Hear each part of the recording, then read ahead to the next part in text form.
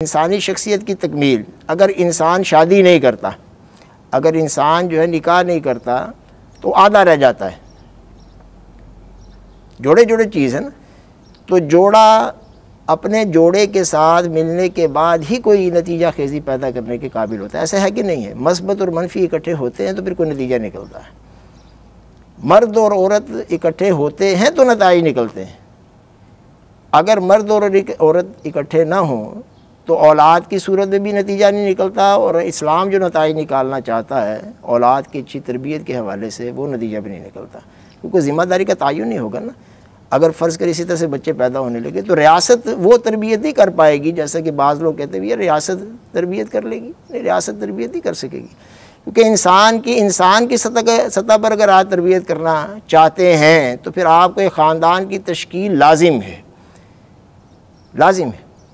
ریاست جو ہے وہ ماں کی ممتا فراہم نہیں کر سکتی، وہ ایک ایسا ماحول نہیں دے سکتی کہ جس میں انسان کی جذباتی تسکین بھی ہو جائے، اس کی نفسیات کی تسکین بھی ہو جائے، اس کے احساسات جو ہیں اس کا بھی پاس ہو جائے، اس کو شفقت بھی مل جائے، اس کو ماں کی ممتا بھی مل جائے۔ یہ ساری چیزیں ریاست تو نہیں دے سکتی۔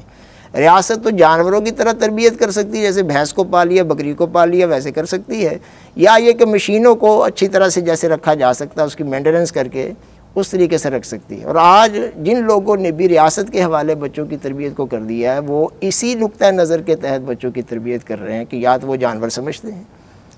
یا پھر یہ کہ مشینیں بنا کے تو ان کی بس مینٹیننس کا کام کر رہے ہیں، لیکن مشین تو بنا دی ہے، لیکن اب اس کی درستگی کا سامان جو پیدا کرنے کی کوشش کرتے ہیں۔ لیکن اگر آپ انسان کو انسان سمجھتے ہیں تو واللہ خدا کی قسم اس سے بہتر اور کا طریقہ ہو ہی نہیں سکتا کہ خاندان کے حوالے اس کو کر دیا جائے، مرد اور عورت کو ذمہ داری دے دی جائے، اور اس ذمہ داری کے پورا کرنے کے لیے جن چیزوں کی ضرورت ہے وہ اللہ تعالیٰ اپنی طرف سے مرد کو بھی دے دے اور عورت کو بھی دے دے، خاوند کو بھی دے دے، بیوی کو بھی دے دے، والد کو بھی دے دے، والدہ کو بھی دے دے، وہ ساری چیزیں جو ہیں۔ اب محبت جو ہے، جو باپ کی شفقت ہوتی ہے، باپ جس طریقے سے محنت کرتے ہیں، اور اسی طرح والدہ جس طریقے سے بوجھ اٹھاتی ہیں، تو انسان کی فطرت ہے۔ تو اللہ تعالیٰ قرآن پاک میں فرماتا ہے نا سورہ روم میں، وَمِنْ آیَاتِهِ أَنْ خَلَقَ لَكُم مِّنْ أَنفُسِكُمْ أَزْوَاجًا لِتَسْكُنُوا إِلَيْهَا وَجَعَلَ بَيْنَكُم مَّوَدَّةً وَرَحْمَةً۔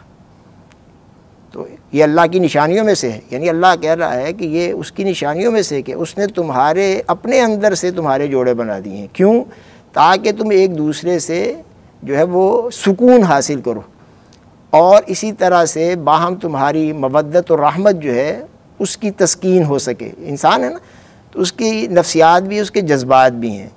تو یہ جذبات اور نفسیات کی تسکین کر دینا یہ ریاست کا یا کسی بھی دوسرے ادارے کا اس کا پورا کرنا یہ ممکن نہیں ہے۔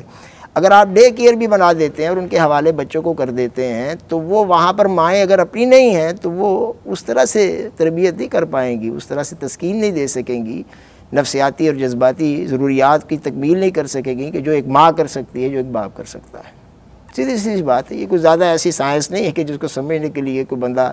بڑا ماہر سائنٹسٹ ہونا چاہیے۔ یہ سادہ سی فطرت کے مطابق باتیں ہیں جو میں سمجھتا ہوں۔ پھر میں چاہتا ہوں یار میرے ساتھ کوئی محبت کرے، میں یہ چاہتا ہوں کہ میں کسی کے ساتھ محبت کروں، کوئی میرے دکھ درد میں شریک ہو، میں کسی کے ساتھ اپنے معاملات شیئر کر سکوں۔ تو بیوی کے ساتھ یہ کرنا اگر تعلق صحیح ہے، تعلقات میں خوشگواری پائی جاتی ہے، کہیں خدا نہ خواستہ کوئی خرابی نہیں ہے، تو اس کے ذریعے سے نفسیاتی اور جذباتی ضروریات کی جو ہے تسکین ہوتی رہتی ہے۔